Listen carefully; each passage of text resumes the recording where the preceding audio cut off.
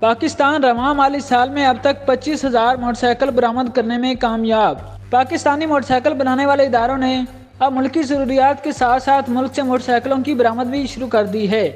جو کہ ملک کی بڑھتی ہوئی ڈالر کی ضروریات کو پورا کرنے کے لیے بہت خوش آئین ہے۔ موٹر سائیکل بنانے والے اداروں کے دستیاب اعداد و شمار کے مطابق رواں سال ملک سے 25,000 موٹر سائیکلیں بیرون ملک بھیجی گئیں، جو کہ موٹر سائیکلوں کی ایکسپورٹ کا ریکارڈ ہے۔ لیکن پاکستان اپنے ہمسایہ ملک بھارت سے ابھی بہت پیچھے ہے، جس نے مالی سال 2022 میں تقریباً 44 لاکھ موٹر سائیکلیں برآمد کیے تھے۔ موٹر سائیکل انڈسٹری ذرائع کے مطابق رواں سال پاکستان سے 25,000 موٹر سائیکلیں ایکسپورٹ کی گئیں، جو اب تک کسی بھی سال میں موٹر سائیکلوں کی ایکسپورٹ کی سب سے بڑی تعداد ہے، جبکہ آئندہ سال انڈسٹری نے 40,000 موٹر سائیکلیں ایکسپورٹ کرنے کا ہدف مقرر کیا ہے۔ آٹو انڈسٹری کے ماہرین کا کہنا ہے کہ موٹر سائیکل مینوفیکچرنگ کے شعبے کو مضبوط بناتے ہوئے